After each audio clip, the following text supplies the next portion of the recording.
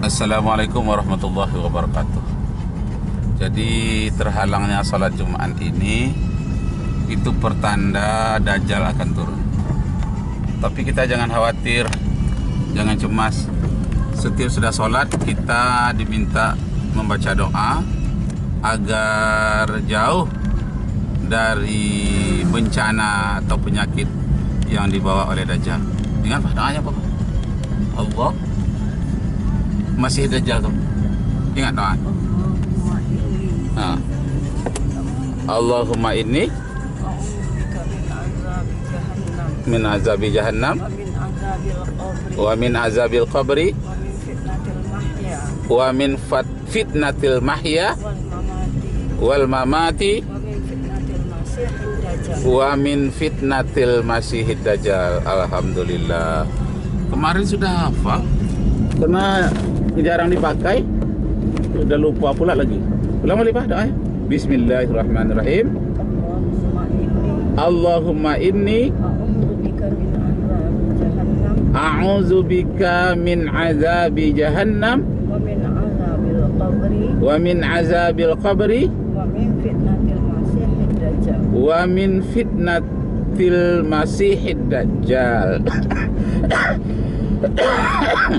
Al-Masihid Dajjal. Bapak Ibu, saudara kaum muslimin muslimat, saudara-saudara pemirsa sekalian, yang ditanyakan orang akhir-akhir ini dari doa yang dibacakan itu tadi, min fitnatil masihid dajjal, ya kan? Masihid dajjal. Kenapa disebut dengan masihid dajjal? Nah, jadi rupanya yang mendapat gelar Al-Masih itu ada dua. Yang pertama Al-Masih Isa, Nabi Isa itu Al-Masih. Yang kedua Masihid Dajjal. Jadi Dajjal juga Al-Masih. Nah, jadi ada dua. Jadi kenapa Dajjal disebut dengan Al-Masih? Padahal Al-Masih itu artinya orang yang diurapi, orang yang diurapi dengan minyak, diusapkan minyak kepadanya. Itu masih masaha. Bahasa Arab itu artinya menyapu, menyentuh. Nah, kenapa Dajjal ini disebut Al-Masih? Karena dia mencontoh Nabi Isa. Cuma Nabi Isa dia bisa menghidupkan orang mati itu atas izin Allah. Sedangkan Dajjal bisa menghidupkan orang mati itu dengan kekuatan iblis. Nah, itu bedanya. Jadi Dajjal ini adalah anak buahnya iblis. Jadi maka disebut dengan Al-Masih juga, Masihid Dajjal. Jadi apa yang dilakukan oleh Nabi Isa Al-Masih itu juga lah yang dilakukan oleh Dajjal. Cuma dia mempengaruhi orang untuk berbuat kejahatan, berbuat yang jelek. Jadi Masihid Dajjal ini, Dajjal Al-Masih, dia bisa menghidupkan orang mati melalui kekuatan iblis. Yang kedua, dia bisa menyembuhkan orang buta. Orang buta bisa melihat. Kemudian dia juga bisa berjalan di atas air dan bisa terbang di awang-awang. Nah, sehingga di dalam satu hadis yang disebut dengan Dajjal itu al-yatiru fil hawa, dia bisa berenang, bisa terbang di udara, dan kemudian masa fil ma, dia bisa berjalan di atas air. Janganlah engkau kagum dengan Dajjal yang seperti itu, orang yang seperti itu. Kalau ada orang sekarang ini seperti itu, janganlah kamu ikuti kalau dia membawa kepada yang jelek. Kenapa? Karena Dajjal pun akan melakukan seperti itu. Nah, jadi Masihud Dajjal itu, Masihud Dajjal, Dajjal Al-Masih itu kelak akan dikalahkan oleh Nabi Isa Al-Masih. Jadi pertanyaannya, kenapa Nabi Isa Al-Masih terakhir menjelang kiamat turun? Karena Nabi Isa ini belum tuntas dakwahnya. Dia berdakwah umur 30 tahun, dia sudah pergi umur 33,5 tahun. Jadi masa dakwahnya hanya 3,5 tahun. Terlalu singkat. Sehingga misinya belum selesai, dia sudah berangkat dipanggil ke hadirat Allah. Dalam Al-Quran disebut bal rafa'allahu ilaih, bahkan diangkat oleh Allah ke sisinya. Jadi Bapak Ibu saudara sekalian, Nabi Isa Al-Masih ini dia akan turun di akhir zaman. Pernah hadis ini dijadikan alat untuk memurtadkan oleh Ibrahim, Saifuddin Ibrahim. Nah, orang yang telah dimurtadkan oleh Saifuddin Ibrahim ditanya, kenapa kamu murtad dari Islam? Iyalah, karena di akhir zaman nanti bukan Nabi Muhammad menjelang kiamat itu, tapi Nabi Isa yang turun. Maka aku bertuhan kepada Nabi Isa. Makanya aku ikut agama Masehi, katanya. Karena memang ada hadis menyatakan nanti dekatnya kiamat akan turun Nabi Isa alaihissalam untuk membunuh Dajjal. Lalu dia hidup di dunia ini selama 40 tahun. Nah, setelah itu beliau pun wafat. Nah, orang yang membaca hadis ini, separuh hadis yang dibacanya, separuh lagi tinggal. Apa punya hadis itu? Pada akhir zaman Nabi Isa akan turun membunuh Dajjal. Dan Nabi Isa turunnya kali yang kedua ini, pertama dia membebaskan orang dari pajak-pajak yang sangat padat, yang sangat membebani masyarakat. Membebaskan masyarakat dari pajak. Yang kedua, ini yang tidak dibaca orang. Yang kedua, dia akan mematahkan salib. Apa yang dimaksudkan Nabi Isa ini datang untuk mematahkan palang salib? Apakah seluruh gereja dinaikinya, dipatahkannya palang salib, dinaikinya bermacam-macam gereja di Eropa, Amerika, dan dia panjat kata lalu dipatahkan salib? Itukah maksudnya? Tidak, itu hanya simbol. Simbol dari mematahkan salib itu artinya meluruskan ajaran-ajaran Nasrani kalau ada yang tersesat. Karena Nasrani terbagi dua nih. Ada Nasrani yang tauhid, Nasrani awal, kaum Hawariyun namanya, murid Nabi Isa. Ada Nasrani yang sudah menjadi Kristen. Ini yang mengikut Paulus. Jadi Nabi Isa alaihissalam nanti akan meluruskan ajaran Nasrani kalau ada yang tersesat. Tapi kalau yang sudah bertauhid, tinggal memantapkan lagi. Dia harus mengikut syariat Nabi Muhammad sallallahu alaihi wasallam. Bahkan Nabi Isa alaihi salam akan menjadi imam bagi kaum muslimin. Nah, kembali kita kepada soal Nabi Isa tadi turun. Pertama, membebaskan masyarakat dari pajak-pajak yang sangat mencekik, yang memberatkan. Yang kedua, dia akan mematahkan salib. Yang ketiga, ini juga tidak dibacanya oleh Saifuddin Ibrahim. Yang ketiga, dia membunuh babi.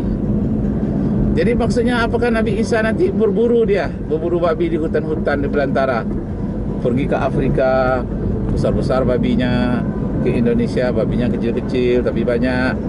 Apakah berburu babi Nabi Isa nanti disebut dengan dia akan membunuh babi? Tidak, itu adalah bahasa simbol.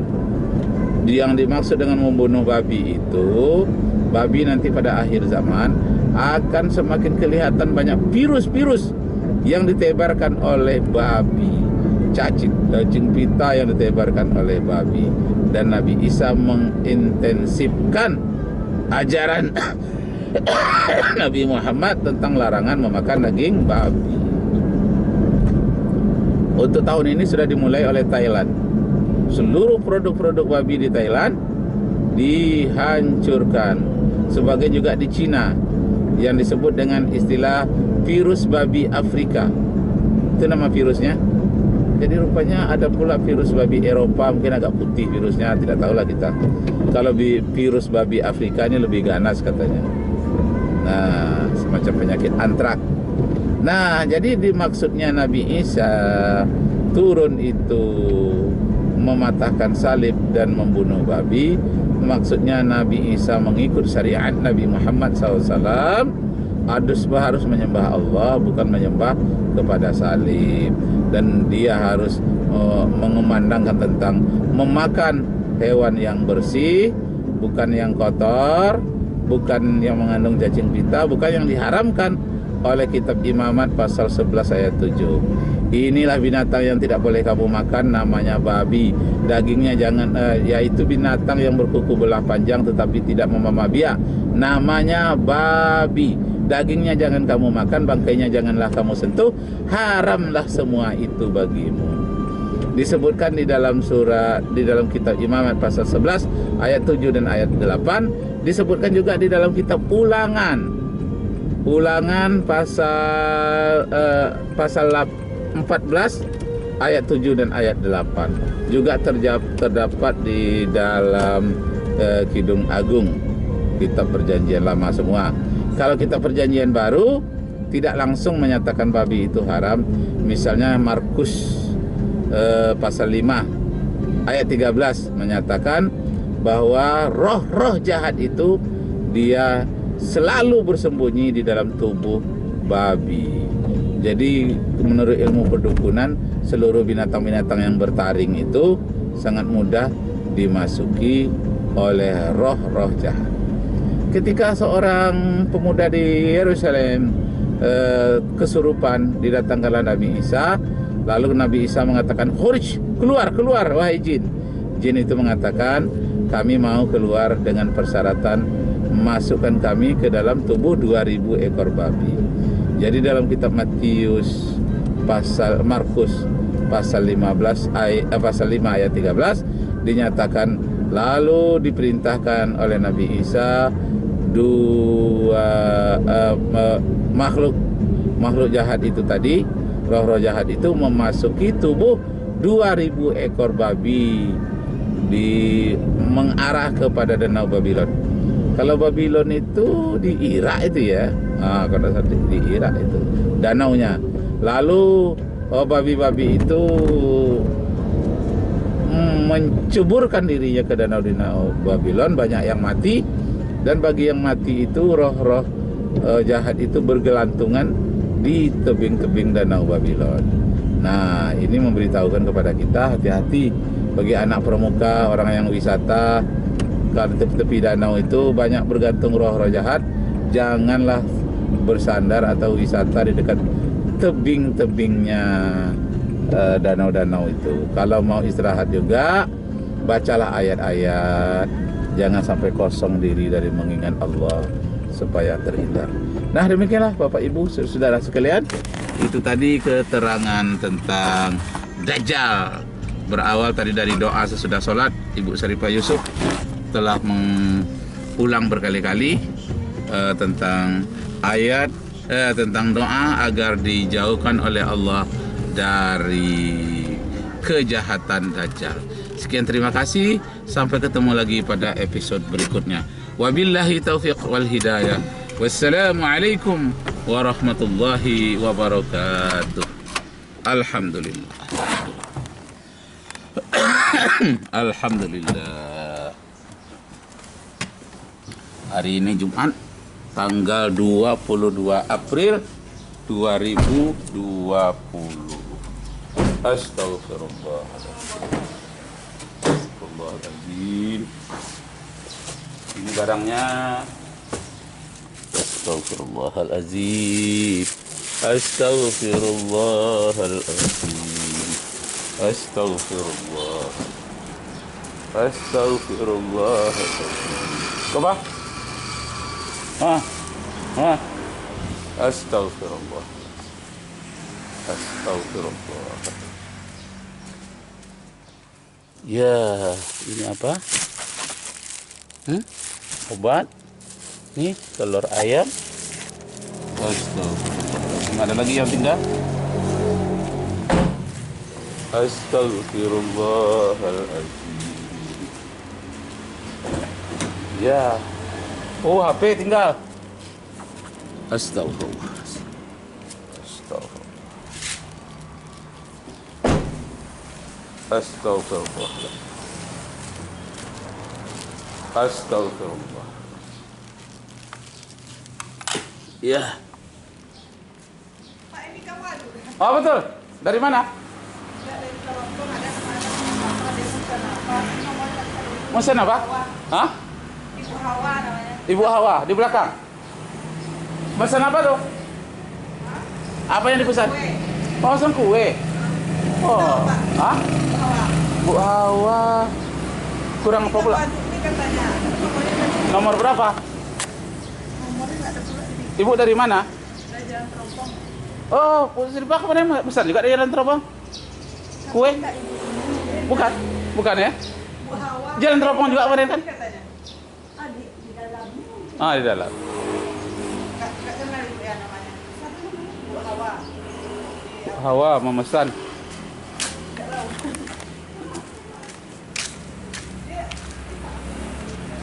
Eh,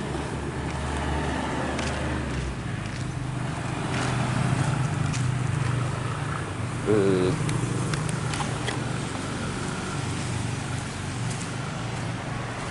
Bisa masuk.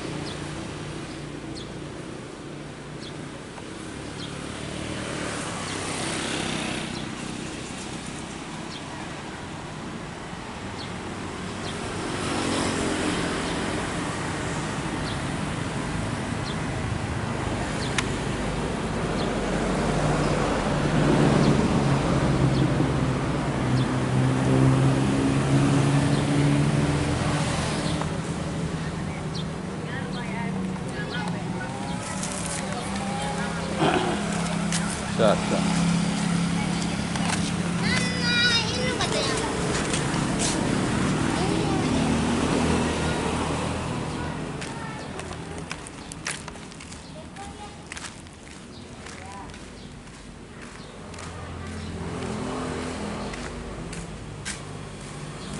Alhamdulillah.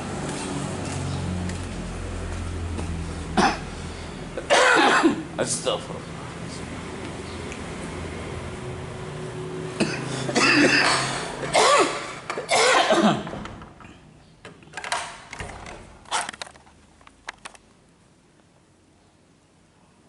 Astaghfirullahaladzim.